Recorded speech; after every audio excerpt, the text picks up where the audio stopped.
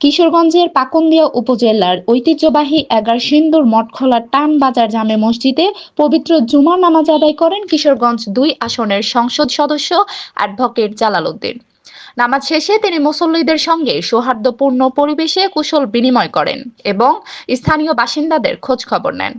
এই সময় বিভিন্ন শ্রেণী পেশার মানুষ তার সঙ্গে শুভেচ্ছা বিনিময়ে অংশ নেন। সাধারণ মানুষের সঙ্গে সরাসরি কথা বলে তিনি এলাকার সার্বিক উন্নয়ন, চলমান প্রকল্পের অগ্রগতি এবং ভবিষ্যৎ পরিকল্পনা নিয়ে সংক্ষিপ্ত আলোচনা করেন। পাশাপাশি জনগণের প্রত্যাশা ও মতামত মনোযোগ দিয়ে শোনেন। মসজিদ প্রাঙ্গণে স্থানীয় নেতৃবৃন্দ ও গণমান্য ব্যক্তিবর্গ উপস্থিত ছিলেন। সংসদ সদস্যকে কাছে পেয়ে অনেকেই নিজেদের সমস্যা ও দাবি দাওয়া তুলে ধরার সুযোগ পান। জনপ্রতিনিধির এমন সরাসরি জনসম্পৃক্ততায় পুরো এলাকায় এক উষ্ণ, আন্তরিক ও আনন্দঘন পরিবেশের সৃষ্টি হয়। উপস্থিত মুসল্লিরা জানান, নির্বাচিত প্রতিনিধির সঙ্গে সরাসরি মতবিনিময়ের এই সুযোগ তাদের মাঝে ইতিবাচক ও প্রত্যাশা ও আস্থার সঞ্চার করেছে।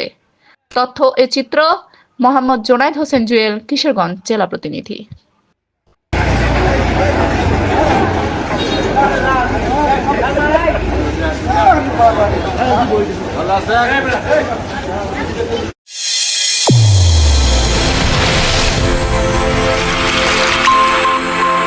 চ্যানেল A1 হৃদয়ের স্পন্দন।